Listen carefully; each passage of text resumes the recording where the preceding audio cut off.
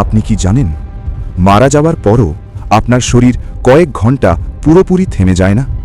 হৃৎপিণ্ড থেমে যাওয়ার সাথে সাথে রক্ত চলাচল বন্ধ হয়, মস্তিষ্ক অক্সিজেন পায় না, আর মাত্র 4 থেকে 6 মিনিটের মধ্যেই কোষগুলো মারা যেতে শুরু করে। কিন্তু এখানেই শেষ নয়। প্রথম 30 মিনিটে শরীর ধীরে ধীরে ঠান্ডা হতে শুরু করে। একে বলে অ্যালগার মর্টিস। 2 থেকে 6 ঘন্টার পর শরীর শক্ত হয়ে যায়, হাত পা বাঁকানো যায় না। এই প্রক্রিয়াকে বলা হয় রিগার মর্টিস। 8 থেকে 12 ঘন্টা পর মাধ্যাকর্ষণের কারণে রক্ত নিচের দিকে জমা হয়, ত্বকের কিছু অংশ বেগুনি বা নীলচে হয়ে যায়। এটাকে বলে লিভার মর্টিস। কিন্তু সবচেয়ে অদ্ভুত অংশ শুরু হয় 24 ঘন্টার মধ্যে। আমাদের শরীরের ভেতরে কোটি কোটি ব্যাকটেরিয়া থাকে।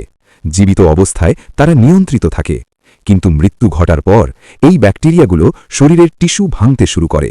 শরীর নিজেই নিজেকে ভাঙতে থাকে। এটাকে বলে অটোলাইসিস।